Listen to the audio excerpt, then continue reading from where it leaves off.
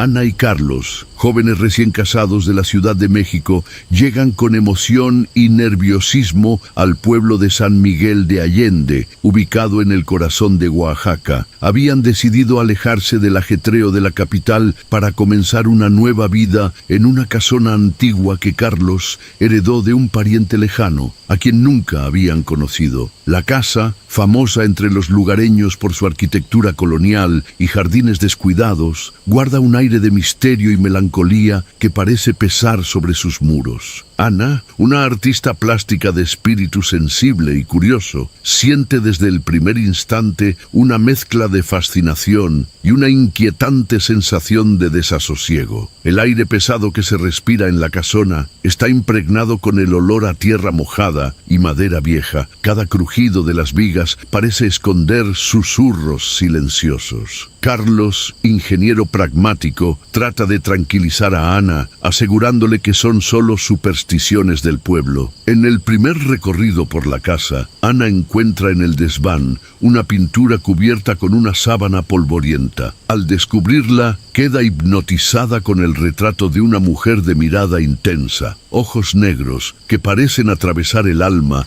y un leve toque rojo en sus mejillas que parece un derrame de sangre seca. La artista siente que la pintura tiene una vibración extraña, como si algo invisible latiera debajo del óleo. El pueblo conserva tradiciones indígenas mezcladas con leyendas coloniales. Las noches se vuelven silenciosas, salvo por el ulular lejano de los coyotes y el viento que juega entre los árboles. El caserío parece detenido en el tiempo, con calles empedradas y faroles de hierro que apenas iluminan la oscuridad. Los vecinos evaden mencionar la casona y su historia, con miradas que mezclan pena y miedo. Mientras cae la noche, Ana no puede evitar la sensación de estar siendo observada desde las sombras que el mural deja caer en la pared. Un frío recorrió su espalda. Carlos la mira preocupado, pero ella le confiesa un presentimiento. Esa casa y esa pintura esconden un secreto que pronto se revelará. La tensión invisible en el ambiente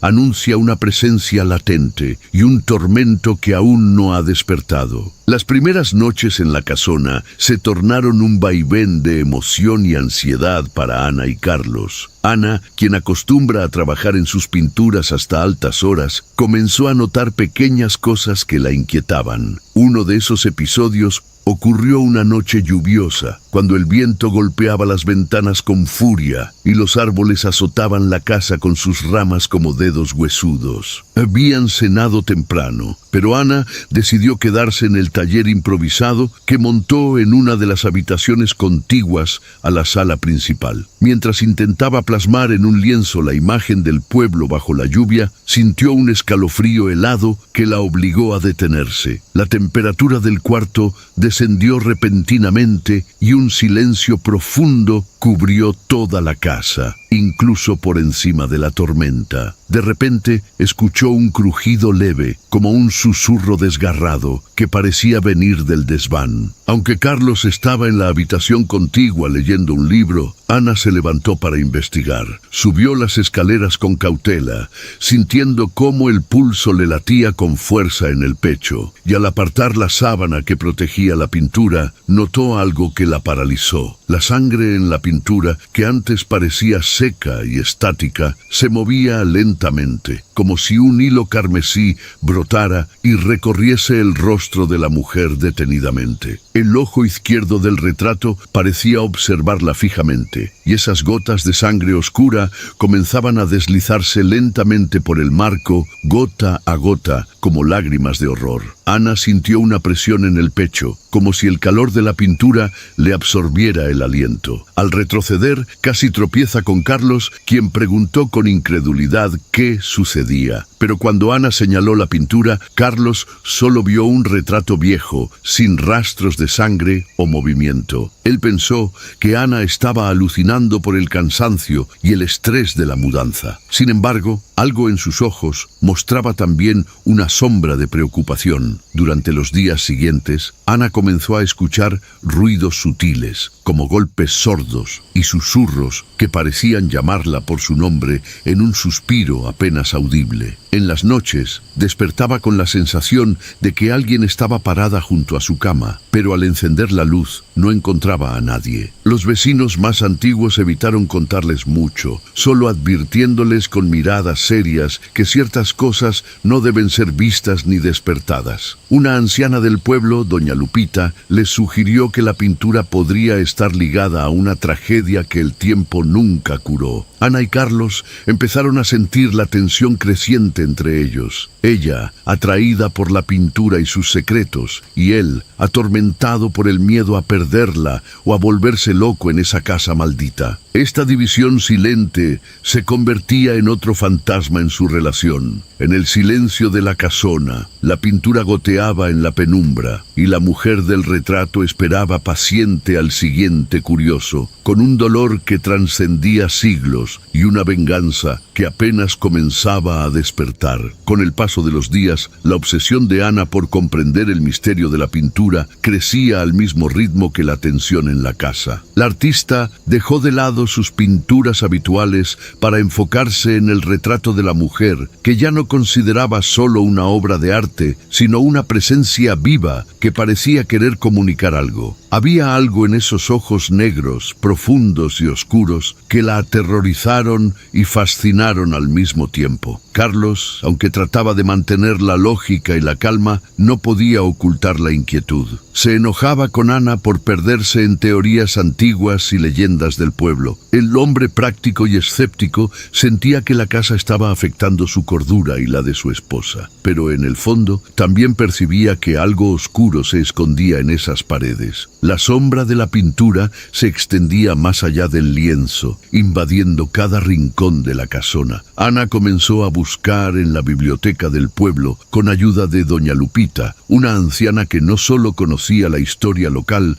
sino también las leyendas olvidadas. Descubrió que la mujer en el retrato se llamaba Soledad, una indígena oaxaqueña de belleza notable, acusada de brujería, traicionada por su amado y condenada a morir en la hoguera durante la época colonial. Se decía que su alma no había encontrado descanso y que su furia estaba cautiva en la pintura que la retrataba. Pero algo llamó aún más la atención de Ana. En documentos viejos aparecía una mención a un ritual de contención, un conjuro que debía realizarse para mantener el espíritu de Soledad encerrado en el retrato y evitar que su maldad se esparciera. Sin embargo, al parecer, con el paso del tiempo, ese ritual se olvidó y la pintura fue pasando de mano en mano, llevando consigo una estela de desapariciones y tragedias. Una noche, Ana soñó con Soledad. La mujer del retrato le habló en náhuatl, un idioma que Ana solo conocía de sus libros, pronunciando palabras que parecían abrir portales entre el sueño y la realidad.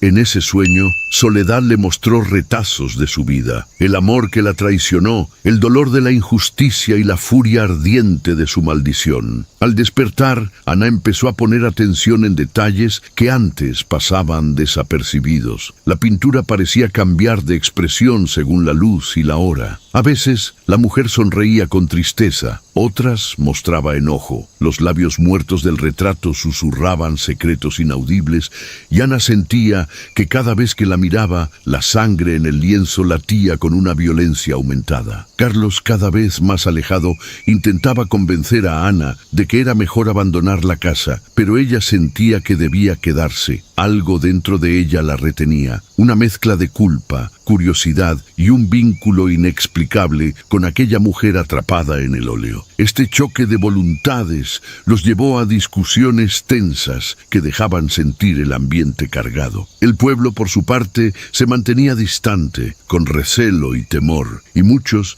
negaban haber visto la pintura, como si el miedo los obligara a borrar esa historia de la memoria colectiva. Ana y Carlos se encontraban atrapados en un círculo invisible de secretos añejos y presencias que comenzaban a manifestarse más allá de la pintura. El misterio bajaba de lo apenas visible a lo aterradoramente palpable, y las grietas en la razón y en la realidad comenzaban a abrirse, arrastrándolos hacia una pesadilla que no podían controlar. Las tensiones en la casona alcanzaron un punto crítico una noche sin luna, cuando el aire dentro de la casa se volvió denso y casi irrespirable. Ana no podía dormir. Su mente estaba saturada por los sueños y los susurros, y un creciente sentido de fatalidad la empujaba a enfrentar la realidad invisible que la rodeaba. Carlos, por su parte, luchaba con la mezcla de escepticismo y creciente temor que minaba su paciencia. Cerca de la medianoche,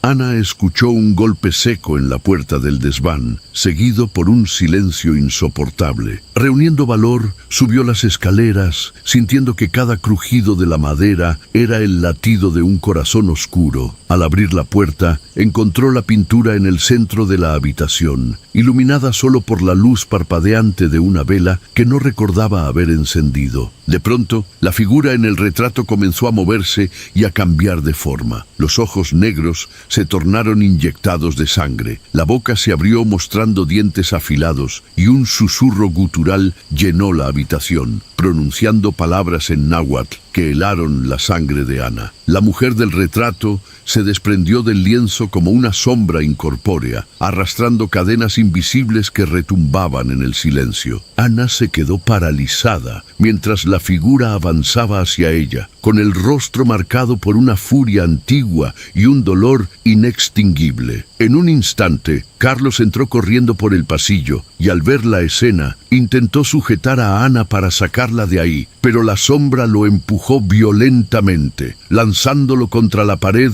con una fuerza sobrehumana. El ambiente se llenó de un frío glacial y toda la casa pareció oscurecerse, como si una tormenta sobrenatural hubiera estallado dentro. Ana comprendió que enfrentaban algo más allá de la razón, una presencia que no buscaba solo asustarlos, sino atraparlos para siempre en su tormento. En ese primer enfrentamiento, sintieron la potencia de la maldición. No solo era un espíritu enfurecido, sino un deseo de venganza tan arraigado que convertía la pintura en un portal hacia el horror. Carlos, con la cara ensangrentada por el impacto, recordó que debía proteger a Ana a toda costa, aun cuando eso implicara desafiar lo inexplicable. El miedo se volvió tangible, una entidad viva que emitía un hálito malsano, y la casa temblaba con cada paso de esa sombra. Ana alcanzó a entender que había cruzado un límite. Ya no podían escapar solo con cerrar los ojos o ignorar lo que veían. La pintura no era solo un objeto, era la prisión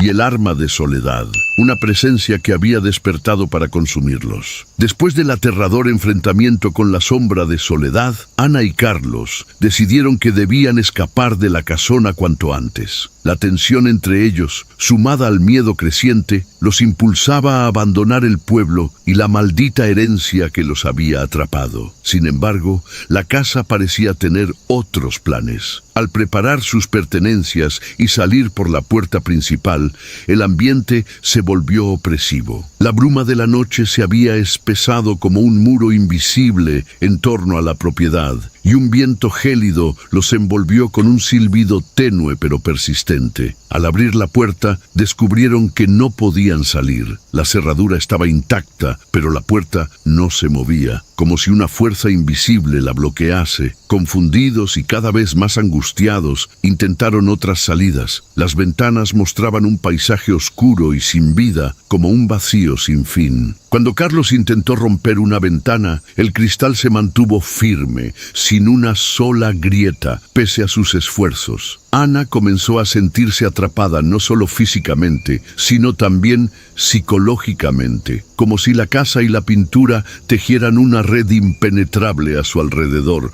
En ese instante supieron que no era simple miedo o paranoia. La presencia maligna utilizaba la casa para mantenerlos allí, como presas indefensas. Los pasillos parecían cambiar de lugar. Los muebles se movían sutilmente y sombras fugaces se asomaban por las esquinas de sus ojos, provocándoles mareos y desorientación. Intentaron pedir ayuda. Carlos trató de usar su celular, pero la señal simplemente desapareció. La radio que tenían solo emitía estática, y los sonidos que emergían parecían palabras distorsionadas que lentamente se convertían en lamentos y súplicas. Entre ellos, la incertidumbre comenzó a crear grietas. Ana sentía que Carlos la culpaba por haber despertado aquello, y Carlos sospechaba que la obsesión de Ana los había llevado a esa pesadilla. A pesar del miedo, ambos sabían que debían actuar con cabeza fría para sobrevivir,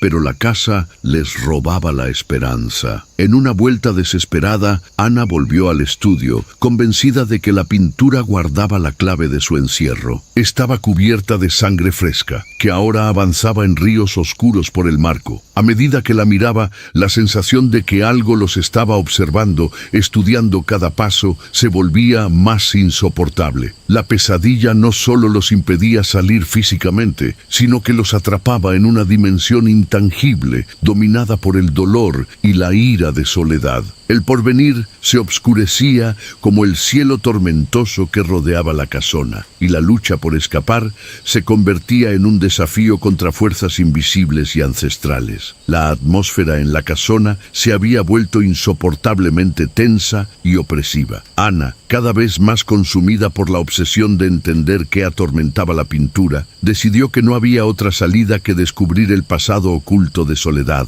la mujer del retrato. Con la ayuda de doña Lupita, la anciana del pueblo que guardaba secretos ancestrales, Ana comenzó a hurgar en archivos polvorientos y documentos olvidados en la pequeña biblioteca local. Descubrieron que Soledad no solo fue acusada de brujería, sino que su historia estaba marcada por la traición más cruel. Era hija de una curandera mixteca, poseía conocimientos de medicina tradicional, y su belleza y sabiduría atrajeron a un joven español llamado Hernán, quien la prometió amor eterno. Sin embargo, por miedo a los castigos de la Inquisición y para proteger su estatus social, Hernán la entregó a las autoridades, quienes la condenaron a morir en la hoguera. Lo que Ana leyó la estremeció. Según relatos orales, Soledad pronunció una maldición poderosa en sus últimos momentos, un hechizo para atrapar su espíritu en la pintura que Hernán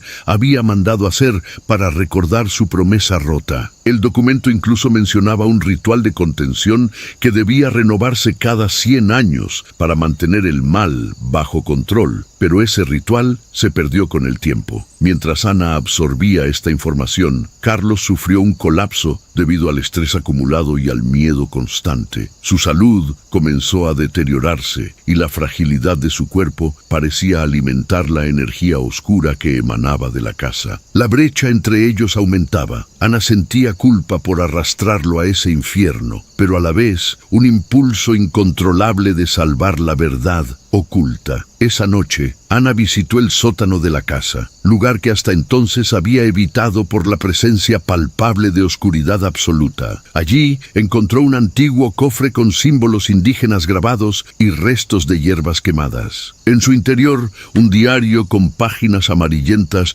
que pertenecía a Soledad revelaba no solo la historia de su injusticia, sino también las instrucciones de la maldición y el rito que podía contenerla. Las últimas páginas del diario detallaban un sacrificio. Solo con un acto de amor verdadero, mezclado con dolor y arrepentimiento genuinos, podría romperse la cadena de odio. Ana comprendió que ella y Carlos estaban entrelazados en esa historia, llamados a resolver los pecados del pasado que aún sangraban en el presente. El ambiente en la casona se hizo irrespirable, las sombras tomaron formas inquietantes y la pintura parecía palpitar con una fuerza exacerbada, como si Soledad sintiera que su secreto estaba siendo desvelado. Ana sintió miedo, pero también determinación. El pasado ya no era solo historia, era un llamado, una carga que los perseguiría hasta el final. La atmósfera en la casona ahora era una mezcla imposible de miedo, desesperación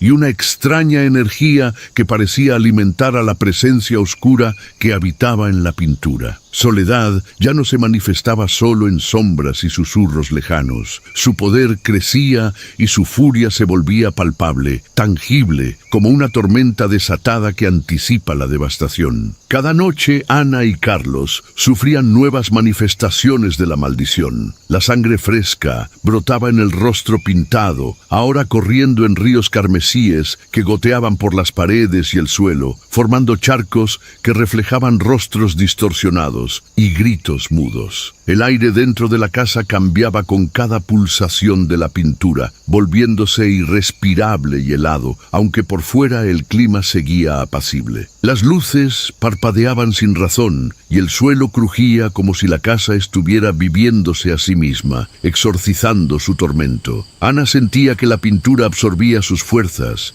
apagando lentamente su energía vital, mientras Carlos se debilitaba cada vez más, víctima de una enfermedad inexplicable que lo consumía desde dentro. La amenaza no solo consumía su salud, sino que fragmentaba su relación. Las noches se llenaban de discusiones, reproches y silencios cargados de dolor y culpa. Ana sentía que, a pesar de su amor, se estaba convirtiendo en un instrumento de la maldición, encerrada en un ciclo donde sus miedos se reflejaban en los ojos de Soledad y su furia la acechaba desde el lienzo. Una noche, la figura de Soledad se tornó más tangible. Apareció como un espectro en la habitación, una silueta luminosa y desgarrada que replicaba el dolor y la rabia contenida en siglos de traición. Aquella presencia avanzaba hacia Ana, extendiendo una mano que parecía querer exigir justicia o venganza, pero también un reconocimiento que iba más allá del terror. Carlos, débil pero decidido, intentó proteger a Ana sosteniendo una cruz que había tomado del altar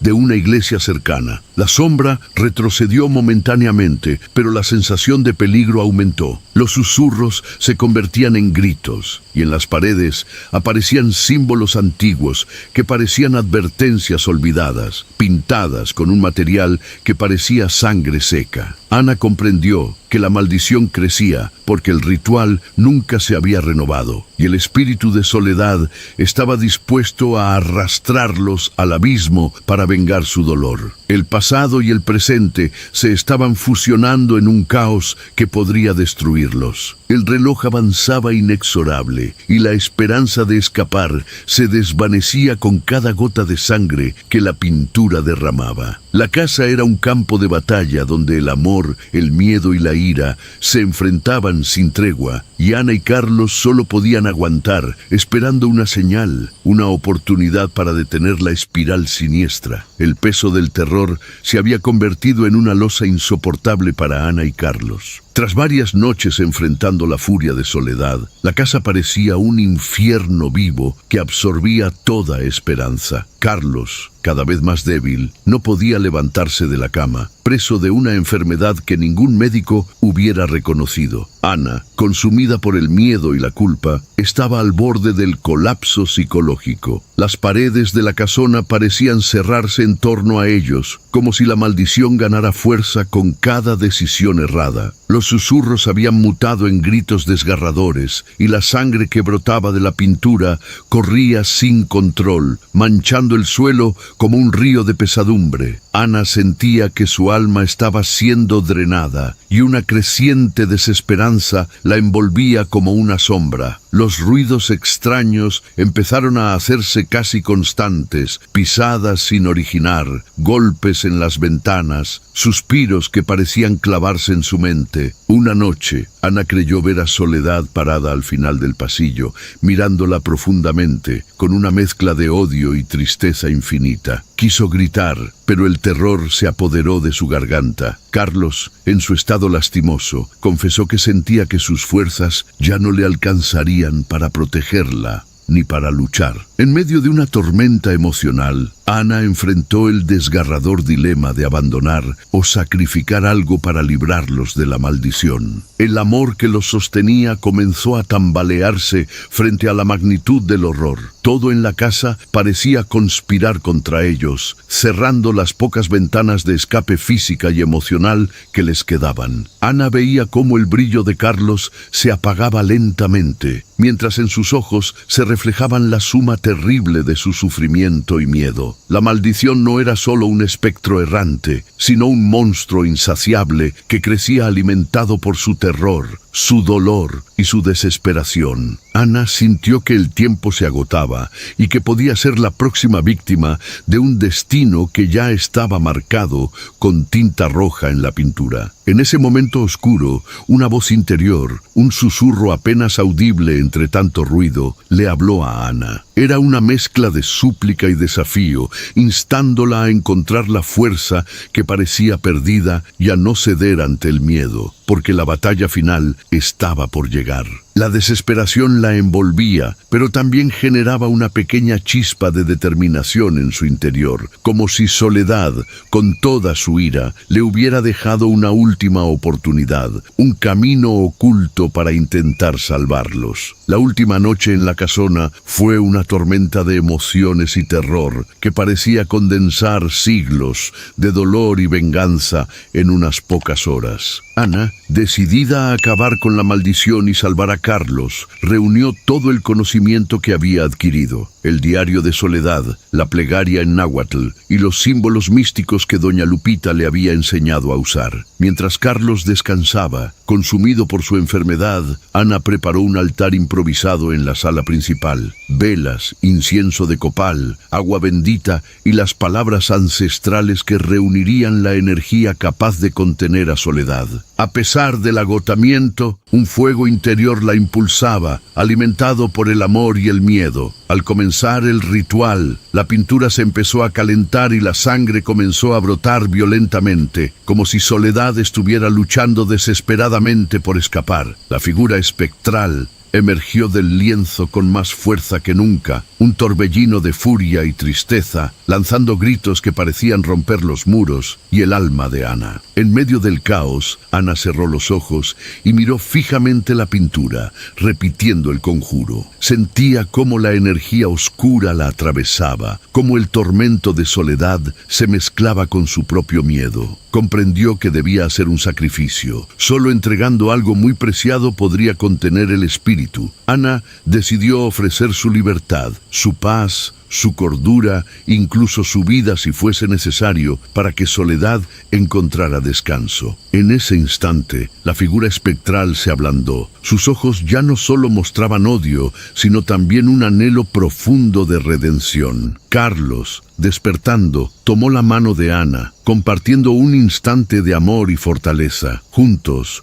con las palabras finales del conjuro, lograron sellar la maldición. La pintura dejó de sangrar y la sombra de Soledad se desvaneció en una luz tenue que recorrió la casona, devolviendo la calma. Pero el precio fue alto. Ana sentía que parte de su alma quedó atrapada dentro del lienzo, un eco eterno de aquella mujer torturada. Carlos, aunque recuperado, veía en los ojos de Ana un brillo cambiado, como si hubiera atravesado una frontera invisible. El ritual había terminado, pero la cicatriz en sus vidas y la casa permanecería para siempre. La pintura, ahora silente, seguía colgada en la pared, un recordatorio mudo del horror que había acechado y de la batalla silenciosa librada entre el amor y la maldición. La calma que siguió al ritual fue frágil, como un cristal que amenaza romperse ante el mínimo roce. Ana y Carlos dejaron la casona poco después, todavía temblando por la experiencia vivida y con la certeza de que sus vidas jamás serían las mismas. El pueblo de San Miguel de Allende los despidió en silencio, con miradas cargadas de respeto y pena, conscientes de que algo antiguo y oscuro había sido sellado, pero sin esperanza plena de que la paz duraría. Ana, aunque físicamente libre, se sentía atada a la pintura de una manera inexplicable. En sus noches soñaba con Soledad,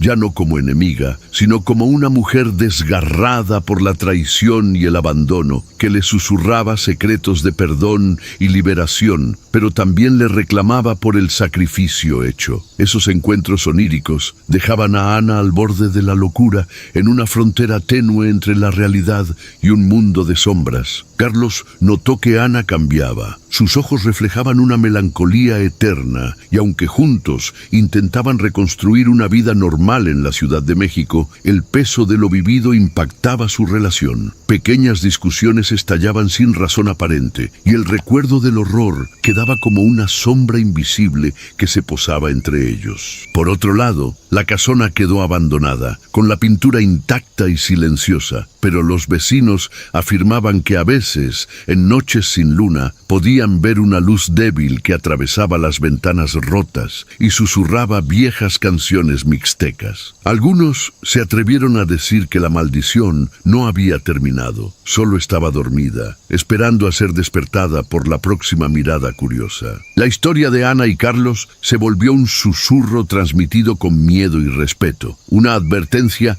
para los incautos que se atrevieran a desafiar lo que la mirada humana no debería ver. La pintura, con su silencio ensordecedor, seguía sangrando en la memoria colectiva, un recordatorio eterno de que ciertos secretos ancestrales deben permanecer ocultos. Así termina la historia de La pintura que sangra cuando alguien la observa, un relato donde el amor se enfrenta al dolor, donde el pasado se niega a morir y donde la línea entre la realidad y el más allá es más delgada de lo que cualquiera quisiera imaginar. El horror persiste, susurrando en las sombras, recordándonos que algunas maldiciones jamás se rompen del todo. Ana siempre había sentido una curiosidad inquietante por lo oculto. Creció en el pueblo de San Miguel de las Sombras, una comunidad pequeña rodeada de montañas agrestes en el corazón de México. Desde niña, su abuela le contaba historias de fantasmas, maldiciones antiguas y rituales olvidados, pero ninguna la había marcado tanto como la leyenda del cementerio viejo. Para Ana, ese lugar era más que un simple sitio de descanso final. Era un misterio por descubrir, una clave para entender lo invisible que acechaba su propio pueblo. A sus 17 años, Ana ya mostraba signos claros de esa inquietud intelectual. No era una chica que se conformara con explicaciones simples ni con rumores vacíos. Era valiente, aunque a veces su valentía se disfrazaba de necesidad de probarse a sí misma que el miedo no podía vencerla. Su mejor amigo Diego era lo contrario, más racional,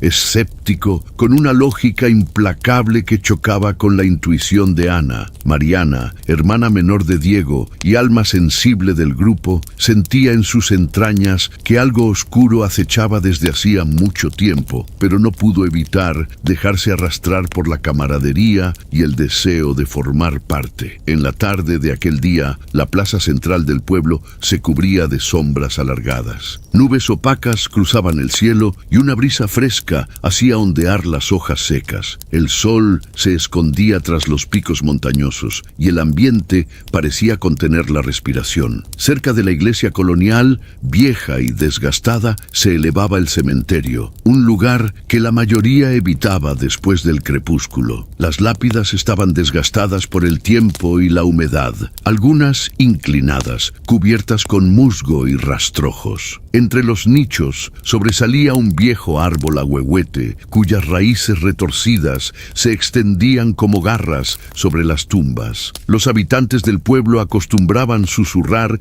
que en las madrugadas las niñas que habían desaparecido siglos atrás cantaban coplas y rondas infantiles, como si sus espíritus nunca hubieran abandonado ese espacio. Son voces que llaman a los vivos para que se unan a su juego eterno. decían los más viejos con ojos vidriosos y lleno de temor. Ningún adulto hablaba abiertamente, pero el silencio era un muro que protegía un secreto oscuro. Ana, Diego y Mariana llegaron justo al límite del cementerio con linternas y mochilas ligeras cargadas con agua, un mapa antiguo que Ana había encontrado en la biblioteca municipal y un grabador para registrar sonidos. Ana sentía que el aire se hacía más denso, como si cada respiración les costara un poco más, y que la niebla empezaba a concentrarse de manera sospechosa en las tumbas más antiguas. Algo invisible los observaba, y esa presencia, aunque invisible, se percibía en pequeñas ráfagas heladas que recorrían la piel y en sombras que parecían moverse con vida propia. El primer paso dentro del cementerio fue un acto de desafío y miedo mezclados. La iglesia del pueblo, con sus muros de piedra gris y campanarios oxidados, parecía guardar en su interior un eco de lamentaciones antiguas, reflejado en el frío del lugar. Ana recordó entonces las palabras de su abuela. Los muertos no descansan cuando su historia quedó trunca. El olvido es peor que la muerte para quienes fueron olvidados. El viento lanzó un susurro, casi un gemido lejano, y por un instante los tres amigos callaron, conscientes de haber entrado en una dimensión donde lo cotidiano y lo sobrenatural coexistían. Pero para ellos quedaba claro que esa noche algo cambiaría para siempre. Después de cruzar el deteriorado portón de hierro, que crujió como un lamento al abrirse, Ana, Diego y Mariana avanzaron con cautela entre las lápidas cubiertas de musgo y las raíces que parecían querer atraparlos. La linterna de Ana iluminaba fragmentos del suelo irregular y cada sombra parecía estirarse y doblarse más allá de su alcance, jugando con la percepción. El aire estaba cargado, pesado, y un silencio extraño los envolvía, roto solo por el lejano sonido de un búho y el propio latir de sus corazones demasiado acelerados. De repente, Mariana se detuvo en seco. Sus ojos se clavaron en un rincón oscuro, donde un débil y dulce cántico comenzó a elevarse entre los mausoleos. ¿Escuchan?, susurró, con un temblor en la voz que ni siquiera ella parecía controlar. Era una canción infantil, una melodía casi olvidada, pero que de alguna manera resultaba extrañamente familiar para los tres. Diego intentó racionalizar el momento, insistiendo que probablemente era algún niño jugando o el viento colándose entre las lápidas. Pero Ana sentía que algo mucho más profundo y siniestro acompañaba aquella música. Cada nota parecía estar impregnada de tristeza y desesperación. Su piel se erizó y la linterna tembló un poco en su mano. Mientras avanzaban hacia la fuente del canto, notaron algo fuera de lugar. Juguetes viejos, apolillados y deteriorados, tirados entre las lápidas. Una muñeca de trapo con la ropa sucia y rota y un caracol roto con la concha rayada fueron lo primero que Ana recogió con una mezcla de temor y fascinación. Diego frunció el ceño ante esos objetos que no parecían pertenecer a ninguna época reciente. Parecían reliquias de tiempos pasados, como si el tiempo mismo hubiera dejado esos recuerdos para ser descubiertos por ellos. Mariana, con lágrimas en los ojos, confesó que desde niña le habían advertido que no debían acercarse al cementerio tras el anochecer, porque quienes cantaban en la madrugada no eran niñas normales. Dicen que son las víctimas de nuestro pueblo, pequeñas que fueron arrancadas de su vida y aún lloran la injusticia, murmuró. Su voz temblaba y por primera vez en la noche, Ana percibió que Mariana sentía un miedo genuino, una vulnerabilidad que hacía menos valiente su sonrisa. Entonces ocurrió algo inesperado. Un frío intenso y repentino los envolvió como un manto helado, haciendo que sus alientos se condensaran en nubes efímeras. Ese frío traspasaba la ropa y parecía dibujar figuras en la niebla creciente. Se escuchó un crujido, pero no había viento ni movimiento aparente. Diego se giró brusco y vio, entre los árboles secos, unas sombras veloces que se movían justo al borde de la visión. No pudo distinguirlas bien, pero el roce etéreo en su brazo fue suficiente para que un escalofrío recorriera su espalda. Ana sintió que algo invisible los rodeaba, acechando en la oscuridad, observándolos. La atmósfera se volvió opresiva. El lugar, que antes parecía solo desolado, ahora parecía como una trampa invisible. La canción infantil se volvió un poco más cercana, más clara, y por un momento una risa tenue y fantasmal pareció mezclarse con el cántico. Siguieron avanzando entre susurros que se confundían con el viento y con latidos acelerados, y encontraron inscripciones desgastadas en una lápida que decía: «Aquí descansa Lucía, desaparecida en 1923». Los nombres repetidos en muchas tumbas eran de niñas, todas con fechas que coincidían con épocas calamitosas para el pueblo, pero también con relatos nunca aclarados. Lo que era un sitio de respeto y memoria comenzaba a sentirse como un umbral entre la vida y una realidad mucho más oscura y atrapante de la que jamás imaginaron. Ana decidió grabar el canto con el grabador, mientras Diego comenzó a tomar notas, intentando racionalizar cada evento. Pero en el fondo, ambos sentían que aquella canción les advertía de un peligro aún mayor, uno que estaba a punto de despertar por completo. Después de aquella experiencia inquietante, el aire pesado del cementerio parecía haberse impregnado en sus pieles y mentes. Ana, Diego y Mariana buscaron un lugar menos expuesto para descansar unos minutos, cerca de un mausoleo antiguo cubierto de enredaderas marchitas que parecía susurrar secretos en cada ráfaga de viento. El grabador de Ana captaba el eco distante de la melodía infantil,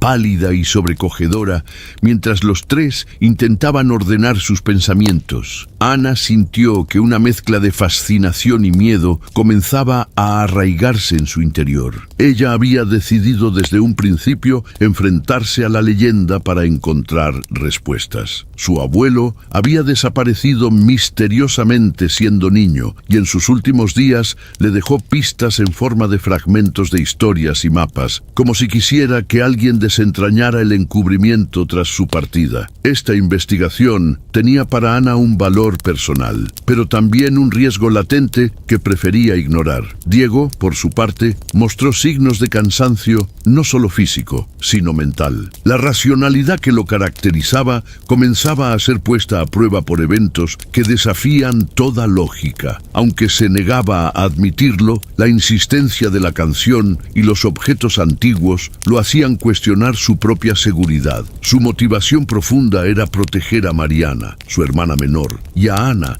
con quienes sentía un fuerte lazo de amistad, aunque el miedo empezaba a hacer que se replanteara si habían sido demasiado imprudentes. Mariana, callada en un rincón, abrazaba una pequeña cruz que siempre llevaba colgada. Había llevado a ese lugar con la esperanza de ganar valor, pero las sombras que los rodeaban parecían devorar su fe. Su sensibilidad era el punto débil del grupo, pero también la puerta para percibir lo que los otros ignoraban. En silencio, susurró que sentía el lamento de muchas almas que nunca encontraron paz, y que esas voces no eran solamente ecos, sino peticiones de ayuda. Pero ese sentimiento se mezclaba con un terror creciente que la dejaba paralizada cuando las sombras se movían sin causa aparente. Al tratar de seguir avanzando, Ana notó que el encanto de las tumbas se hacía más oscuro y confuso. Encontraron vitrales rotos cerca de un panteón humilde, y entre los cristales a medio caer aparecieron dibujos infantiles, garabatos pintados con carbón o sangre seca. Una ilustración mostraba a una niña envuelta en cadenas de flores marchitas, con un fondo de tormenta oscura. Aquella imagen parecía una metáfora de las niñas atrapadas en un destino más allá de la muerte. Mientras examinaban más tumbas, el oculto rumor de voces se hizo más fuerte y cercano. De repente, el grabador captó un susurro distinto, más urgente y desgarrador, entremezclado con la canción desesperación. «Ayúdanos, libéranos». La voz parecía flaquear, como si proviniera de un lugar de dolor profundo. Ana sintió un nudo en el estómago, sabiendo que ya no estaban ante simples leyendas o supersticiones, sino frente a un misterio que los involucraba personalmente. Diego propuso apartarse un momento para marcar el mapa que Ana llevaba cuando sintió que algo lo seguía. Se giró bruscamente, pero no había nadie. Sin embargo, el leve crujido de hojas secas anunció que no estaba solo, y una brisa fría le rozó el cuello con una mano invisible. El miedo comenzó a paralizar sus pensamientos, y por primera vez en mucho tiempo, Diego dudó si lograrían salir de allí sin consecuencias. Mariana, tratando de contener el llanto, confesó un secreto que había guardado. En sus sueños recurrentes, veía a esas niñas atrapadas, cantando junto a un pozo antiguo que nadie en el pueblo se atrevía a visitar. Ese lugar, decía ella, era la clave para entender el origen de la maldición y la fuente de su sufrimiento eterno. Los tres amigos comprendieron que la búsqueda no sería un simple juego de valentía. Había algo más profundo y oscuro en el pueblo, una herida abierta que las niñas querían que se cerrara, pero para eso debían sumergirse aún más en la historia olvidada y enfrentarse a los fantasmas que nadie había tenido el valor de nombrar. La oscuridad del cementerio se volvió densa, casi opresiva, como una manta que sofocaba el aliento. Ana, Diego y Mariana, aún cargados con las revelaciones sobre las niñas desaparecidas, avanzaban con pasos vacilantes hacia el lugar que Mariana había descrito en sus sueños. Un pozo antiguo, semioculto entre la maleza y las ruinas de un altar que parecía olvidado por el tiempo y por Dios. El viento soplaba irregularmente, haciendo que las ramas de los árboles crujieran como dedos huesudos, rozando sus rostros. Ana notó que las linternas parpadeaban y que la niebla se hacía más espesa, difuminando las figuras hasta hacerlas irreales. De repente, una serie de risitas infantiles quebró el silencio con una melodía que helaba el alma, el canto de las niñas hadas que parecía salir desde todos lados al mismo tiempo. Diego apretó la linterna con fuerza, respirando entrecortado, intentando buscar una explicación lógica pese al miedo creciente. Pero fue Ana quien la vio primero, una figura pequeña, vestida con un vestido blanco roto y sucio, que flotaba a pocos metros de ellos, con los ojos vacíos y una sonrisa torcida que parecía no pertenecer a este mundo. Su piel parecía translúcida, como humo condensado, y su presencia irradiaba un frío tan intenso que hizo que el pulso de los tres se acelerara violentamente. Mariana gritó al verla, un grito ahogado que fue rápidamente cubierto por un coro espectral de niñas que aparecieron detrás de aquella figura. Ya no eran siluetas ni sombras escurridizas, se mostraban en su forma fantasmal, con movimientos lentos y ceremoniosos, cantando más fuerte e invadidos de una tristeza que se mezclaba con una rabia tenue, casi insoportable. Ana sintió que la tierra temblaba bajo sus pies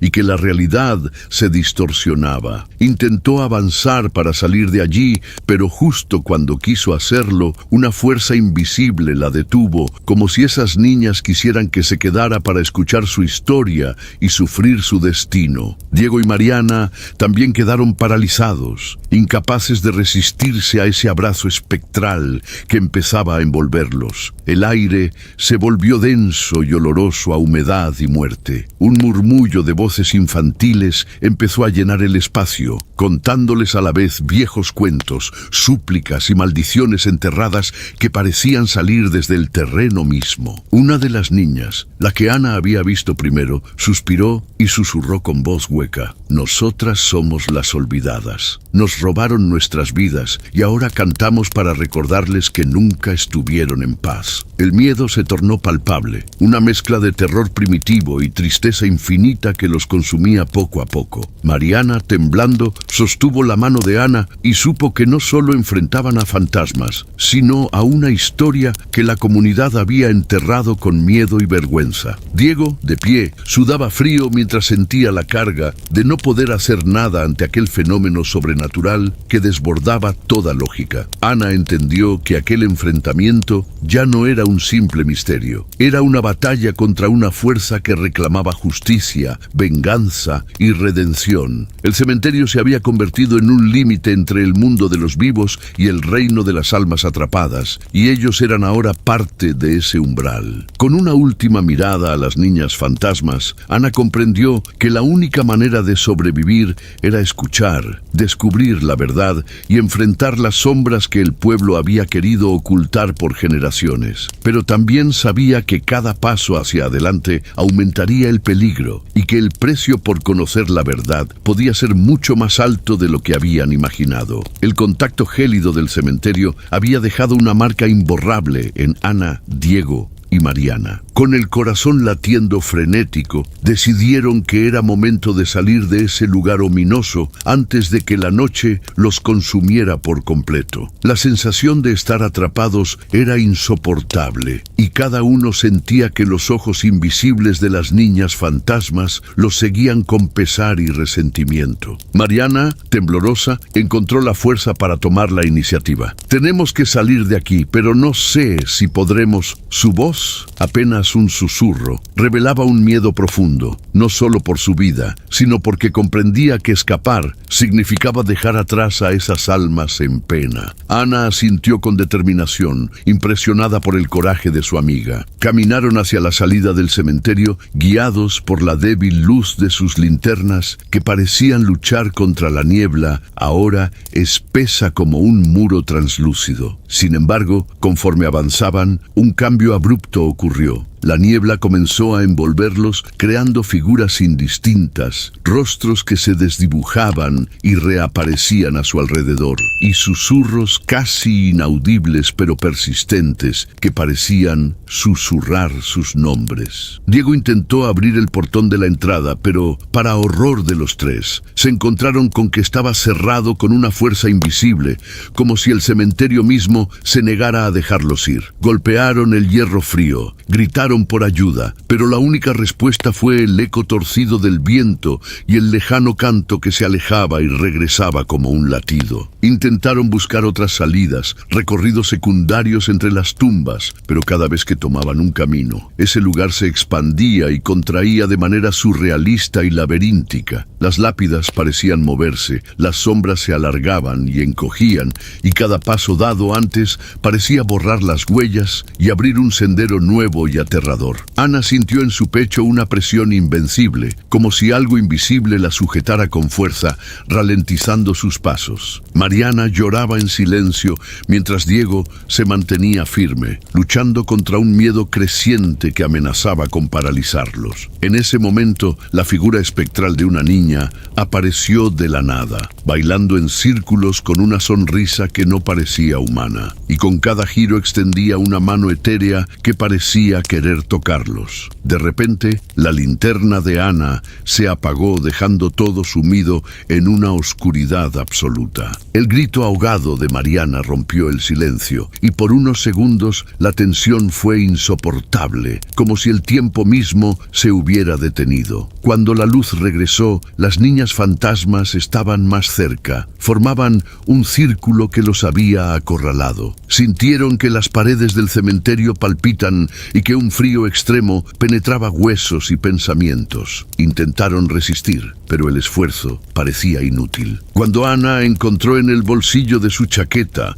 la muñeca de trapo que había recogido, esta pareció emitir un brillo tenue, como un faro pequeño en aquella tormenta de sombras. Sin saberlo, ese objeto era un vínculo con la historia enterrada y con la esperanza para sobrevivir. La noche avanzaba y con ella la desesperación. Los amigos se aferraron a lo poco que les quedaba, la fe, la amistad y un último intento de comprender el vínculo entre los vivos y las almas en pena. Sabían que para romper el hechizo y salir vivos tendrían que enfrentarse a fuerzas que escapaban a su entendimiento y aceptar que la fuga no sería solo física, sino también espiritual. Después de la desesperante tentativa de fuga, Ana, Diego y Mariana se refugiaron en el pequeño panteón que había alojado la tumba sin nombre que Ana había descubierto previamente. La niebla afuera seguía formando figuras que parecían observándolos con ánimos inciertos, pero dentro del mausoleo el frío era menos intenso y el silencio más sepulcral. Allí, entre las paredes agrietadas y las lápidas desmontadas, Ana hizo una pausa para sacar el viejo mapa que llevaba consigo desde la biblioteca. Aquellas líneas amarillentas trazaban un San Miguel de las Sombras, oculto tras las versiones oficiales, con lugares marcados que nadie visitaba y nombres tachados, como si el mismo papel ocultara un secreto profundo. En una esquina, una anotación casi borrada señalaba el pozo del que Mariana había hablado en sus sueños, Pozo de las Almas Perdidas, lugar de castigo y redención. Mientras Diego y Mariana observaban, Ana comenzó a contarles la historia que había conseguido recolectar gracias a las investigaciones previas y los fragmentos de leyendas que su abuelo le había dejado. En el siglo XVII, durante la época colonial, el pueblo había vivido un oscuro episodio. Un grupo de niñas del poblado fue acusado de brujería tras extrañas muertes y desapariciones. El miedo, alimentado por supersticiones y la codicia de poder, llevó a sus familias y a las autoridades locales a condenarlas sin juicio justo. Las niñas fueron encerradas y llevadas al pozo, un lugar señalado como maldito por los indígenas de la región, y la historia oficial dice que se perdieron para siempre. Sin embargo, la verdad era más cruel. Estas almas quedaron atrapadas en ese espacio entre la vida y la muerte, convertidas en guardianas de una prisión invisible que nadie se atrevía a mencionar en voz alta, sobre todo para no despertar la maldición que se había posado sobre el pueblo. Mariana, con lágrimas rodando por sus mejillas, confesó que ahora entendía por qué veía esas visiones en sus sueños. No era casualidad que ellos hubieran llegado esa noche. Ella creía que esas niñas fantasmas esperaban a alguien que les diera voz y paz, y sentía el peso de una responsabilidad que rozaba lo espiritual y lo humano. Diego estaba en silencio, asimilando el hecho de que la historia de brujería no era una leyenda, sino un castigo real, y siento culpable por haber dudado antes. Ana observó que la muñeca de trapo que había encontrado no era un mero objeto abandonado, sino un símbolo, un puente que unía el presente con ese pasado trágico. En el mapa, en el lugar del pozo, justo debajo de una cruz corroída, encontraron una inscripción oculta. Aquí yacen las voces no escuchadas. De repente escucharon un suspiro, un eco lejano que se transformó en canto roto pero esperanzador. Las niñas, invisibles desde la distancia, parecía que reconocían que ahora había alguien dispuesto a desenterrar su verdad, aunque nadie sabía aún qué costo tendría hacerlo. Ana comprendió que para avanzar tendrían que desvelar más secretos enterrados, aceptar que el pueblo era cómplice silencioso de esa historia y que solo enfrentándose a esa oscuridad lograrían liberar a aquellas almas. La revelación del pasado se convirtió en un motor, una puerta hacia el siguiente paso, pero también un recordatorio de que la historia que ellos buscaban cambiar era una sombra larga y pesada sobre cada uno de ellos. La revelación del pasado no trajo alivio, sino que pareció despertar fuerzas dormidas bajo la tierra misma de San Miguel de las Sombras. La noche avanzaba y el cementerio respondía con una furia de ecos y sombras que aumentaban en intensidad y desesperación. Ana sentía en su piel cada vibración del lugar, como si la propia tierra protestara porque alguien se atreviera a abrir las heridas del tiempo. El ambiente se tornó todavía más hostil. Las niñas fantasmas, antes tímidas y susurrantes, ahora se manifestaban con violencia inesperada. Un viento helado atravesaba las tumbas y lanzaba piedras pequeñas contra ellos, como un aviso de que el espacio sagrado estaba siendo profanado. La atmósfera olía a tierra removida y a cera derretida, y el canto infantil se tornaba en gritos estridentes que perforaban la noche. Diego, quien hasta entonces había intentado mantenerse lógico y fuerte para proteger a sus amigas, comenzó a mostrar signos de desgaste. La presión invisible sobre su mente y cuerpo lo hacía tambalear entre duda y miedo. En medio de la confusión, escuchó voces que lo llamaban llamaban por su nombre, voces distorsionadas y llenas de tristeza que lo tentaban a alejarse del grupo. Mariana, la más sensible a las vibras sobrenaturales, se cubrió el rostro para no ver las apariciones que ahora giraban a su alrededor con formas grotescas y distorsionadas, como si su tristeza ancestral hubiera mutado a una furia reprimida. Su fe, que antes parecía un escudo, se estaba quebrando lentamente, mientras una sensación de impotencia la paralizaba. Ana, a pesar del terror, sentía que debía mantenerse firme. Recordó las palabras de su abuela: para enfrentar a una sombra, primero debes aceptar la oscuridad dentro de ti. En esa oscuridad buscó la fuerza que la impulsaba, la necesidad de liberar a esas almas de su tormento, pero también la esperanza de entender por qué su abuelo desapareció. De repente, un estruendo sacudió el suelo y una figura oscura emergió del pozo antiguo, una presencia más grande y poderosa que las niñas, como una sombra sin rostro que parecía controlar la maldición. Su sola aparición hizo que el aire se volviera irrespirable y que el miedo y la desesperanza se apoderaran del grupo. Las niñas fantasmas la rodeaban como protectoras o quizá prisioneras, y el ente empezó a emitir un canto distorsionado, una mezcla de dolor y furia. Los amigos comprendieron que aquella entidad era la fuente de la maldición, una fuerza creada por el odio y la injusticia, alimentada por siglos de silencios y secretos. Frente a semejante poder, Ana sintió cómo la voluntad de sus amigos flaqueaba, pero sabía que tenían que resistir. El peligro crecía, la línea entre la vida y la muerte se hacía difusa, y el cementerio se convertía en un campo de batalla invisible, donde no solo se jugaba la supervivencia física, sino también la salvación de muchas almas desgarradas. La amenaza se había transformado en algo casi inhumano, y solo enfrentando sus peores temores podrían esperar un final que, aunque incierto, les permitiera sobrevivir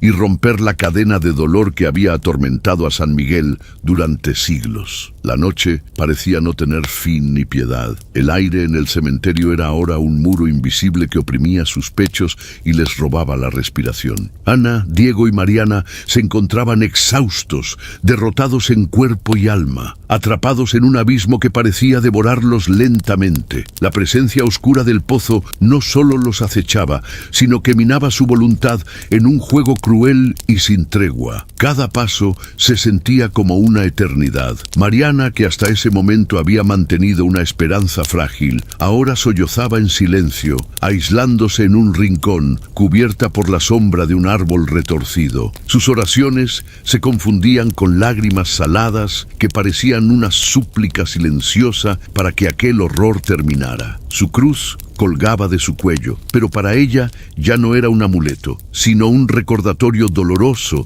de la fragilidad humana. Diego, envuelto en una mezcla de rabia y miedo, se sentó contra una lápida, respirando con dificultad. La duda se había instalado en su mente como una sombra imparable. ¿Habían sido sus pasos una locura? ¿Era posible que no hubiera escapatoria? Pensaba en su hermana, en sus padres y en Ana, y la culpa lo aplastaba por haberse dejado llevar por su orgullo y racionalidad limitada. Ana, aunque agotada, se obligaba a mantener la mirada firme. La desesperación no la había vencido del todo, pero sentía cómo la oscuridad comenzaba a calar en su mente, llenando sus pensamientos con imágenes de las niñas atrapadas, condenadas a repetir eternamente su canto lúgubre. El pozo parecía un abismo que no solo contenía almas, sino también sus peores miedos, y esa realidad empezaba a permear su propia existencia. El silencio fue roto por un grito estremecedor, un eco desgarrador que recorrió el cementerio y que provenía de la misma oscuridad del pozo. Las niñas fantasmas se manifestaron violentas y erráticas, rodeando a los tres con un torbellino de susurros, risas y lamentos entrelazados. La niebla se volvió un remolino sólido y amenazante. Cada intento de resistencia parecía inútil, como si la maldición les estuviera mostrando cuán cuán pequeñas eran sus fuerzas ante la eternidad del dolor. En ese punto crítico, Ana recordó una frase oculta en los antiguos textos de su abuelo: solo quien acepte la noche dentro de sí podrá traer la luz. Con ese pensamiento,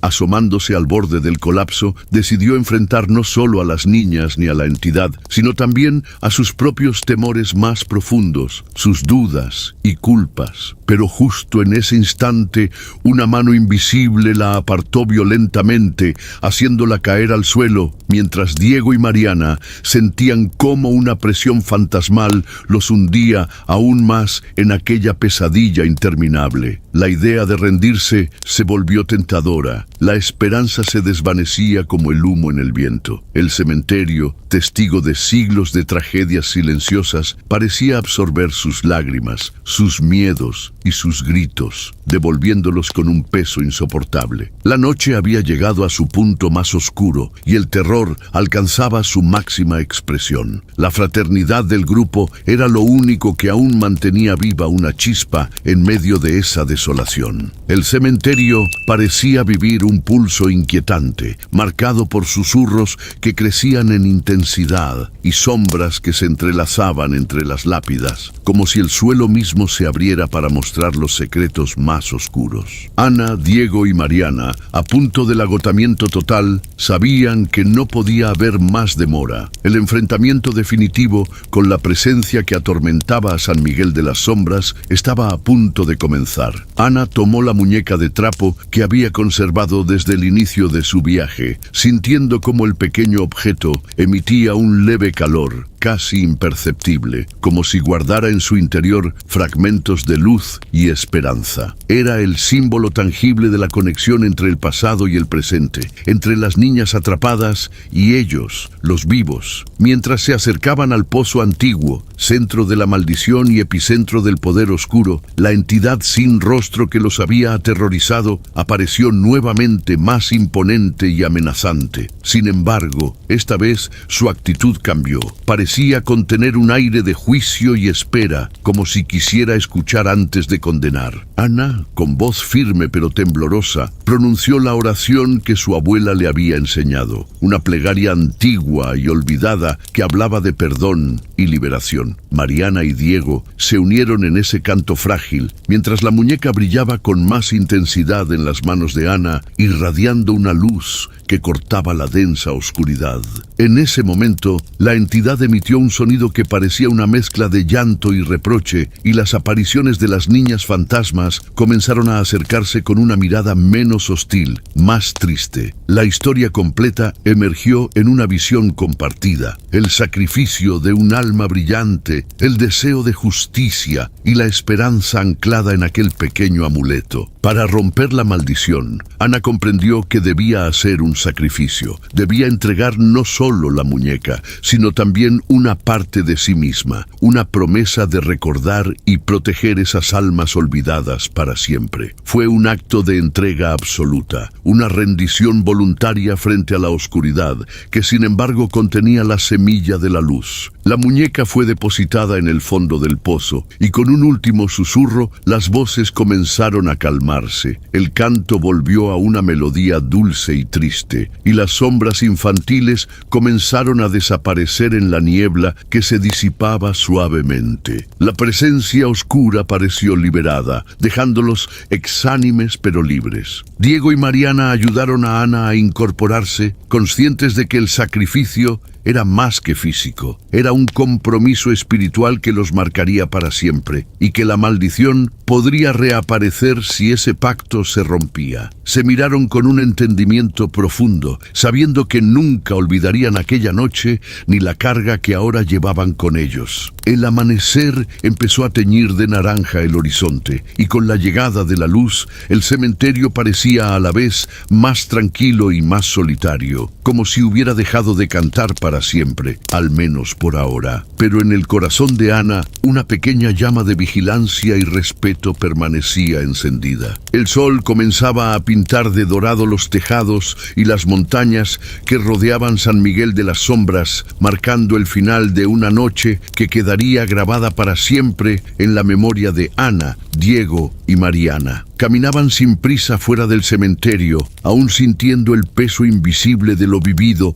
y una mezcla de alivio y tristeza que calaba en su piel. Ana, por primera vez en muchas horas, sintió que podía respirar sin la presión apabullante del miedo, pero en su corazón llevaba un vacío dulce, como si hubiera entregado parte de su alma en aquel pozo antiguo, junto con la muñeca de trapo que nunca más volvería a ver. Sabía que el sacrificio había abierto una puerta a la paz para aquellas niñas, pero también que había dejado en su vida una huella indeleble. Diego miró a Mariana y vio reflejado en sus ojos la misma mezcla de fuerza y fragilidad que él mismo sentía. La noche los había colocado frente a sus propias limitaciones y miedos, y aunque habían resistido juntos, sabían que esa experiencia los cambiaría para siempre. El pueblo, con su silencio cómplice y sus calles tranquilas, parecía haber olvidado o preferido ignorar la tragedia enterrada bajo siglos de miedo. Los tres decidieron guardar silencio sobre los detalles de aquella noche, conscientes de que hablar podría reactivar viejas heridas o desatar nuevas sombras. Pero al mismo tiempo, Ana tomó la responsabilidad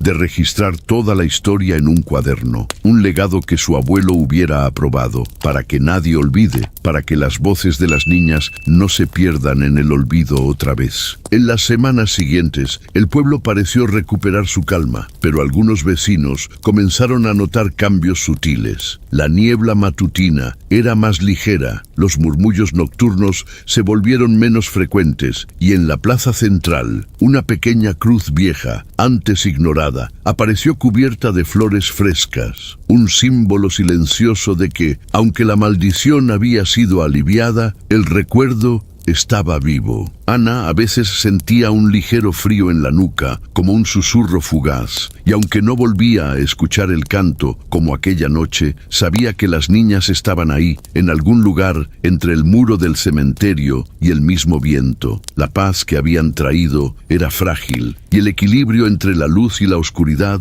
delicado. La vida siguió su curso, pero con una nueva conciencia para ellos tres. La historia de las niñas que cantan durante la madrugada se convirtió en una advertencia y en un compromiso: respetar el pasado, escuchar las voces olvidadas y nunca permitir que las sombras se traguen la verdad. Así, el misterio del cementerio de San Miguel de las Sombras continuó latente, un susurro eterno en la noche mexicana, porque algunas historias no terminan realmente, solo esperan a ser recordadas. En el corazón de México, en un pueblo pequeño llamado San Miguel de las Selvas, 5 amigos de la secundaria se reúnen después de varios años sin verse. Ana, la líder del grupo, vuelve con la intención de reconectar y cerrar capítulos pendientes de su pasado turbulento. Carlos, su antiguo novio, lucha contra sus inseguridades y el peso de un secreto familiar. Luis, el bromista del grupo, trata de ocultar su ansiedad detrás de la risa. Miriam, la más espiritual, siente una curiosa atracción hacia lo desconocido, y Jorge, el recién llegado, busca probar su valentía. Deciden explorar una densa reserva boscosa al este del pueblo que todos llaman el Bosque de los Susurros. Un lugar envuelto en mitos y advertencias transmitidas de generación en generación. Los habitantes creen que el bosque está vivo y sus árboles guardan memorias oscuras. Al caer la tarde, la luz dorada se filtra entre las hojas, pero una sombra persistente parece seguir cada uno de sus pasos. El aire es pesado, cargado con el aroma húmedo de tierra mojada y hojas en descomposición, y un silencio extraño envuelve el bosque, solo roto por el sonido lejano de algún animal nocturno. Los amigos instalan un campamento a orillas de un pequeño arroyo de aguas negras que reflejan las estrellas, pero Ana siente una inquietud que no puede explicar, como si el bosque mismo los estuviera observando y juzgando. Mientras prenden la fogata, comienzan a contar historias que mezclan verdades y leyendas locales. La conversación se vuelve tensa cuando Miriam menciona la maldición. Dicen que si alguien duerme dentro, el bosque se los traga para siempre. Un escalofrío recorre el grupo y sin querer, todos lanzan miradas nerviosas hacia la oscuridad que se extiende más allá del círculo de luz. La amistad antigua, las tensiones no resueltas y los secretos ocultos de cada uno comienzan a entrelazarse con la creciente sensación de peligro, mientras la noche los envuelve lentamente y el bosque parece comenzar a despertar. Después de montar el campamento y compartir historias al calor de la fogata, la tensión entre los amigos comienza a mezclarse con una atmósfera cargada de misterio. Ana, observando el bosque más allá de la luz del fuego, siente que algo se mueve entre las sombras. Pero cuando llama la atención de los demás, solo reciben su mirada preocupada y el ruido natural de la noche. De repente, un crujido seco y fuerte rompe el silencio. Todos giran la cabeza hacia el sonido, pero no encuentran nada visible. Jorge insiste en que fue un animal, quizás un coyote, pero Miriam menciona que el ruido sonó más cerca, como si alguien caminara entre los árboles siguiendo sus pasos. Luis, intentando aliviar el ambiente, va por leña y al regresar,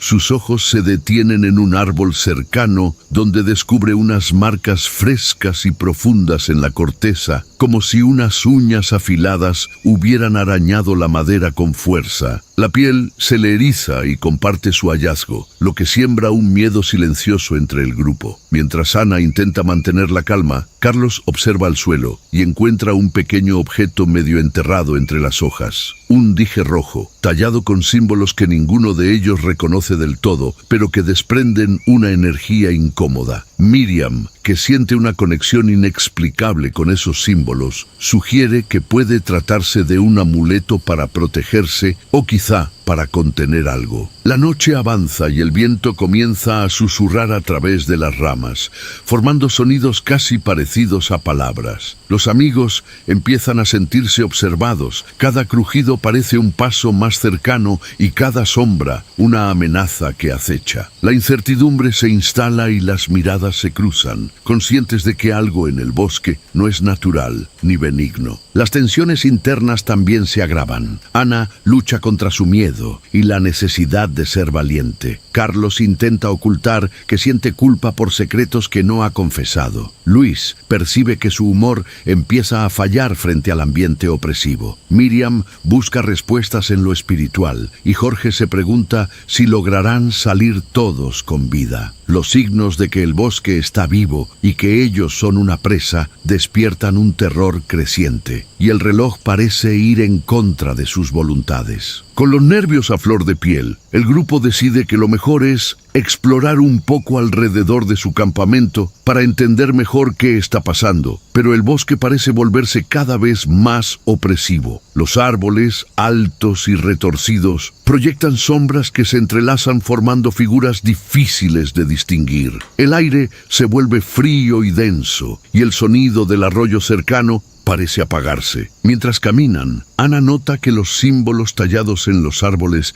no son simples garabatos. Parecen parte de un antiguo lenguaje mesoamericano, posiblemente náhuatl, usado para advertir o mantener alejados a los intrusos. Miriam intenta traducir algunos símbolos y siente un escalofrío al reconocer la palabra nahuatá, espíritu de la oscuridad. Esto enciende la preocupación, pues nadie sabe realmente si el espíritu es protector o vengativo. Luis, por su parte, intenta mantener el ánimo, pero sus bromas se vuelven forzadas, señal de que su miedo crece. Carlos permanece callado, concentrado en encontrar una explicación racional, aunque por dentro se siente atrapado entre la culpa por no contar algo que oculta desde hace años ligado a aquel bosque. A medida que exploran, encuentran restos dispersos, un cráneo de animal con marcas extrañas, fragmentos de tela vieja y una fogata apagada que parece haber sido usada recientemente. En un claro, se topan con un altar improvisado con huesos y piedras, rodeado por una especie de círculo hecho con ramas y hojas secas que exhala un olor fétido. La atmósfera se vuelve asfixiante. Jorge empieza a sentir que algo no está solo observándolos, sino que los sigue. Escucha pasos lentos que imitan los suyos,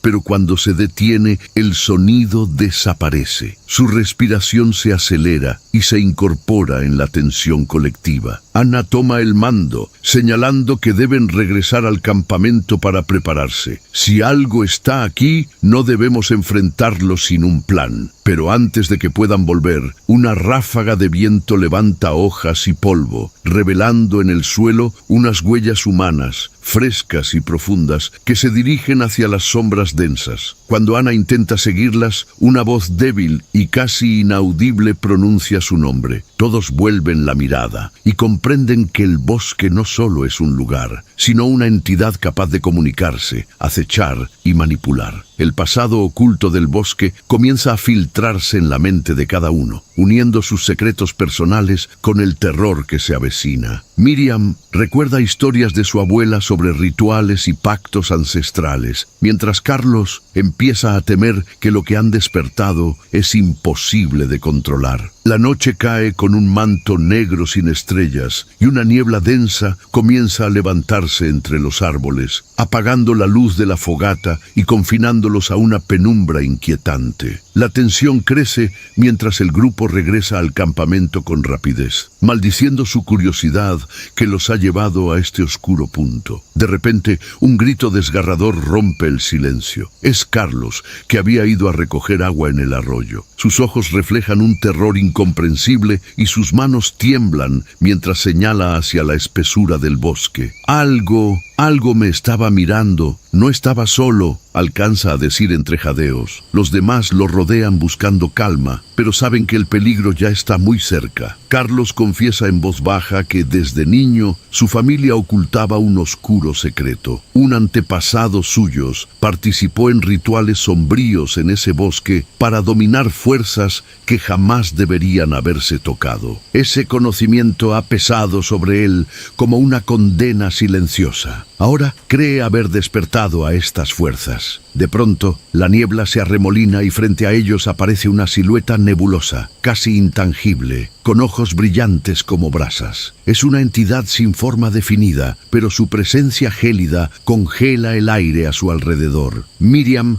con un susurro, reconoce al espíritu, un nahual, una criatura que cambia entre formas y que busca almas para alimentar su poder. La criatura dirige su mirada hacia Luis, que queda paralizado por el pánico. Un susurro profundo llena sus mentes, voces que parecen venir de todas partes y ninguna a la vez, prometiendo poder o destrucción a cambio de rendición. Jorge intenta sacar su linterna, pero las sombras se la apagan sin que pueda entender cómo. Ana, luchando contra el miedo que paraliza su cuerpo, toma la iniciativa y con voz firme exige que la entidad se detenga, recordándose a sí misma que deben mantener la calma para no caer en sus trampas. Pero la presencia se intensifica y una ráfaga fría los empuja hacia atrás, como si el bosque mismo quisiera impedirles avanzar o huir. El primer choque con el peligro deja claro que no es solo una leyenda, sino una fuerza viva, consciente y hostil. El terror real los invade, pues saben que ahora no solo los amenaza el bosque,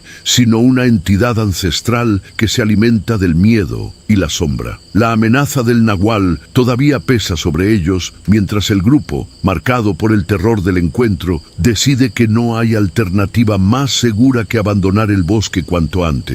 Pero cuando Ana toma la iniciativa y señala la dirección por donde entraron, descubre con horror que todo ha cambiado. El bosque no parece el mismo. Caminos que antes eran claros, ahora se enredan con raíces y sombras impenetrables. Intentan orientarse con sus celulares, pero estos no funcionan, como si la tecnología perdiera sentido dentro de este lugar maldito. Jorge se siente atrapado. Esto ya no es un lugar, es una trampa. Los murmullos que antes eran sutiles, ahora se transforman en voces cáusticas que se burlan de ellos, erosionando su voluntad. Cada paso se vuelve más laborioso. Luis siente la desesperación apoderándose de su pecho y sus bromas desaparecen por completo. Su humor, su escudo habitual, es reemplazado por una ansiedad creciente que parece atraer la atención del bosque. Miriam intenta invocar palabras ancestrales para calmar las energías del lugar, pero el viento las dispersa como cenizas. Las raíces a su alrededor parecen moverse como si tuvieran vida propia, enredándose en sus tobillos y obligándolos a detenerse o caer. Jorge casi tropieza en una oscuridad aún más profunda que el resto, y Ana siente que los ojos del bosque los vigilan, juzgando cada intento de escape. Para empeorar, descubren que el pequeño arroyo donde tomaron agua ya no corre hacia la salida, sino que se pierde en un círculo cerrado. Pronto se dan cuenta de que están atrapados no solo físicamente, sino también en un bucle temporal. Cada vez que intentan retroceder, regresan al mismo punto del campamento, como si el bosque los estuviera devorando lentamente. Entre ellos, las tensiones aumentan y los secretos comienzan a aflorar. Carlos admite que no les dijo todo sobre el valor verdadero del amuleto rojo. Miriam confiesa su miedo ante la incapacidad de protegerlos con sus creencias. Ana lucha contra la culpa por haber propuesto el viaje sin considerar las consecuencias. Los conflictos internos y el ambiente hostil crean una atmósfera asfixiante en la que la esperanza comienza a desvanecerse mientras el bosque parece susurrar: «Nunca escaparás». La desesperación empieza a calar hondo cuando, agotados, encuentran un sendero oculto que los conduce a una antigua construcción semiderruida, un altar indígena olvidado que parece casi oculto por la misma naturaleza. Las paredes cubiertas de grafitis antiguos y restos de pinturas rupestres ofrecen pistas inquietantes sobre el origen de la maldición. Enna, con la boca seca, examina las inscripciones y descubre relatos sobre un ritual ancestral realizado por una tribu desaparecida, los Xochipilli, quienes, en un intento desesperado de detener una plaga mortal, entregaron sus almas a un espíritu guardián, el Nahual, para proteger la tierra. A cambio, prometieron sacrificar a quienes durmieran en el bosque para mantener un equilibrio oscuro. Carlos confiesa con voz temblorosa que su familia es descendiente de aquellos Xochipilli y que el amuleto rojo era un objeto sagrado hecho para contener la ira del Nahual, no para protegerse de él. Guardarlo era como cargar una llave que podría abrir la puerta al espíritu, y hace años su abuelo le advirtió que jamás debía permitir que alguien durmiera dentro del bosque. Miriam añade que la energía del lugar es un reflejo del trauma y sacrificio no resuelto, manifestándose en una fuerza ancestral que busca perpetuarse. Su espiritualidad se enfrenta a la realidad brutal y su miedo se mezcla con una tristeza profunda. Luis comienza a entender que no solo están luchando contra una entidad física, sino contra una historia de dolor, muerte y compromisos rotos. Cada uno de ellos siente la presión de una conexión personal con el bosque, como si sus destinos estuvieran entrelazados con aquella tragedia. Mientras exploran el altar, encuentran huesos humanos apilados cuidadosamente y ramas entrelazadas formando un círculo, la señal de antiguos sacrificios. Un viento frío recorre el lugar y una voz casi humana susurra sus nombres, recordándoles que están jugando un papel en un ciclo que podría no tener fin si no logran romperlo. El grupo cae en una mezcla de terror y comprensión. Su única opción es enfrentar el pasado y encontrar una manera de terminar con el legado de la maldición antes de que el bosque termine con ellos para siempre. Tras descubrir la cruel verdad oculta en el altar, la atmósfera se vuelve aún más oscura y opresiva. El bosque, semejando una bestia que se alimenta de su miedo, intensifica sus ataques silenciosos y sutiles. Las ramas crujen con violencia y el viento trae consigo un alarido espectral que parece arrastrar consigo las voces de los sacrificados. Ana, intentando mantener la compostura, percibe la creciente agresividad de la entidad y la rapidez con la que el sobrenatural se vuelve tangible. A lo lejos, sombras humanoides parecen emerger de la neblina, arrastrándose lento pero inexorablemente hacia ellos. Las linternas tiemblan, revelando figuras fugaces que se disuelven antes de que puedan ser identificadas. Carlos, sobrepasado por la culpa heredada y el miedo que lo consume, comienza a aislarse del grupo. Su trauma lo hace dudar sobre su sanidad y en momentos se pregunta si la maldición tiene fuerza para penetrar no solo el bosque, sino también su mente. En un momento crítico, siente un peso invisible presionando su pecho, mientras susurros ancestrales le dictan pensamientos oscuros. Luis enfrenta un episodio de pánico y casi se pierde en un corredor de árboles que parecen estirarse sin fin. Miriam, en estado de alerta espiritual, intenta mantener el grupo unido con cánticos y oraciones, aunque siente que sus palabras rebotan en una barrera invisible. Jorge, pese a su valentía, no logra ocultar su temor creciente. Observa cómo la naturaleza misma parece volverse enemiga. Insectos se agolpan en sus ropas, animales desaparecen en silencio, y el paso del tiempo se siente distorsionado, como si las horas se estiraran infinitamente. Un nuevo fenómeno los confunde y aterroriza. Un canto hipnótico que parece emanar de lo más profundo del bosque, atrayendo a los más débiles hacia un sueño fatal. Ana, con voz firme, ordena resistir, aunque siente que sus párpados pesan más con cada segundo. La amenaza no solo es física, sino psicológica y espiritual. El grupo comienza a comprender que la entidad se alimenta de su miedo, soledad y desesperanza. Cada uno enfrenta sus demonios internos amplificados por el bosque y la unidad que los mantenía antes empieza a resquebrajarse. Las expectativas de sobrevivir empiezan a disminuir, pero en lo más profundo una chispa de lucha se mantiene viva, aunque débil y frágil, porque saben que rendirse es una puerta segura hacia la oscuridad eterna. El bosque se ha transformado en una prisión implacable. Las horas, distorsionadas y pesadas, parecen desvanecer cualquier esperanza. Ana observa cómo dos de sus amigos han desaparecido en la noche, arrastrados silenciosamente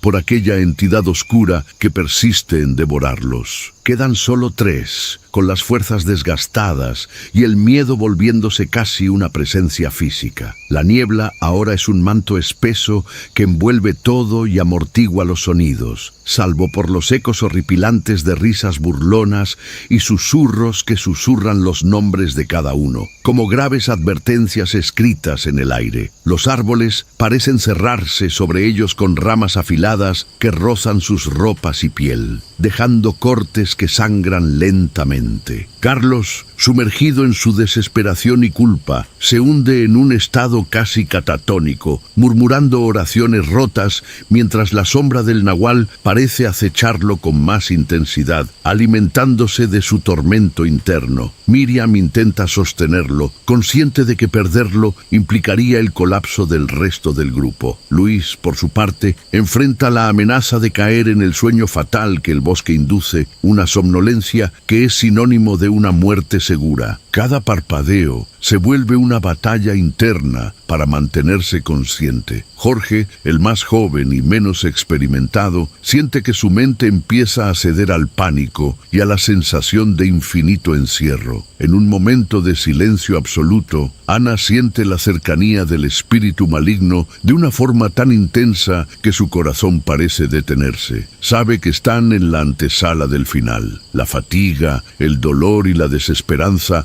amenazan con quebrar su voluntad. La sensación de derrota se siente inminente, pues la entidad parece invencible, un enigma antiguo que nunca fue diseñado para enfrentarse. El terror alcanza su punto álgido cuando se percatan de que la línea entre realidad y pesadilla es difusa. Todo puede ser un engaño del bosque para atraparlos. Ana, a pesar de su miedo, siente una chispa de determinación. Ahora más que nunca deben luchar, pues rendirse significaría entregarse a la oscuridad para siempre. El silencio y la bruma los envuelven mientras se preparan para lo que saben será su última resistencia, conscientes de que muy pocos sobrevivirán a la noche. El amanecer apenas comienza a teñir de gris el bosque, pero para Ana y los pocos amigos que quedan, el día parece una ilusión lejana. El cansancio asfixiante y la tensión acumulada se mezclan en un silencio sepulcral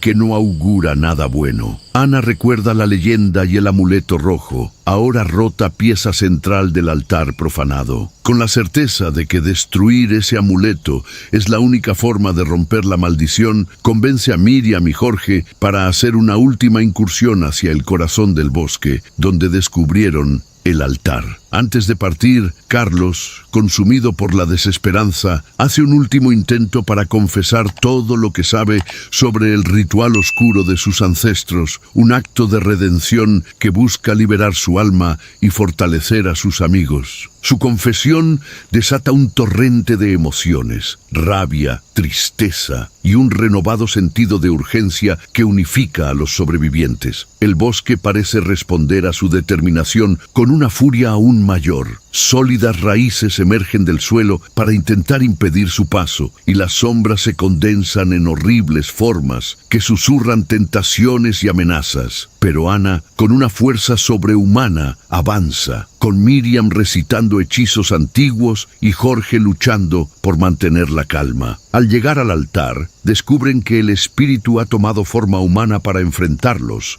un ser atormentado entre la luz y la oscuridad, cuya voz suena como el murmullo del viento mezclado con gritos de agonía. Ana entiende que para destruirlo deben aceptar no solo romper el amuleto, sino también sacrificar algo de sí mismos, un acto que podría costarles la vida o la cordura. Ana, sin dudarlo, arroja los fragmentos del amuleto al fuego sagrado del altar. El bosque estalla en un grito ensordecedor, mientras el espíritu se disuelve en una nube de cenizas y sombras, liberando a los atrapados en su dominio. Pero el costo es alto. Miriam aterriza inconsciente y Jorge queda marcado por la experiencia, con la mirada vacía y distante. Ana y Carlos, marcados por heridas y cicatrices visibles, saben que han librado una batalla que transformó sus almas. El amanecer finalmente rompe la noche, y el bosque, aunque menos amenazador, conserva un aire inquietante, como si vigilara en silencio, esperando una nueva oportunidad para reclamar almas. El sol se eleva lentamente sobre San Miguel de las Selvas, pero para Ana, Carlos y Jorge, la luz no apaga las pesadillas que permanecen tatuadas en sus almas. Vuelven al pueblo en silencio, marcados físicamente por las heridas y espiritualmente por el peso de lo vivido. Miriam permanece inconsciente en la improvisada camilla que Jorge le hizo con ramas. Su semblante pálido y sus labios sin color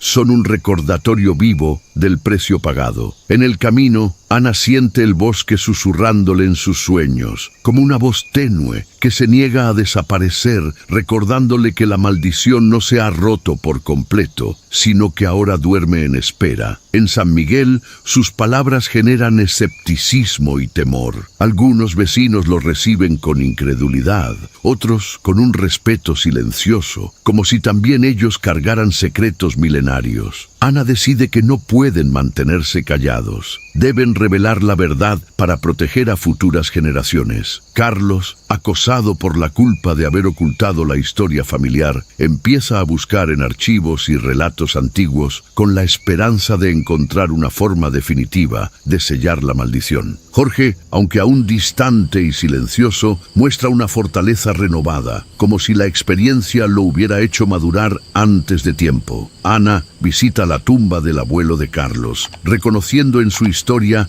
el sacrificio y el peso de una herencia que ahora lleva sobre sus hombros. En ese momento, entiende que la lucha contra el espíritu no terminó con la destrucción del amuleto, sino que apenas comenzó. La naturaleza que rodea el pueblo parece haber cambiado sutilmente. El viento trae olores y ecos distintos, y más de una vez, a lo lejos, se escucha un susurro que congela la piel. El bosque, aunque aparentemente calmado, permanece vigilante, silencioso y latente, una amenaza que nunca desaparece realmente. El final es agridulce. Han sobrevivido, pero ya no son los mismos. Los lazos entre ellos se han fortalecido, a pesar del trauma, y su misión de proteger a su gente se vuelve una carga compartida. La historia del Bosque de los Susurros ya no es solo una leyenda, sino una advertencia viva. El terror y el misterio persisten, susurrados en el viento que atraviesa las copas de los árboles, recordando que hay lugares donde dormir puede ser sinónimo de desaparecer para siempre.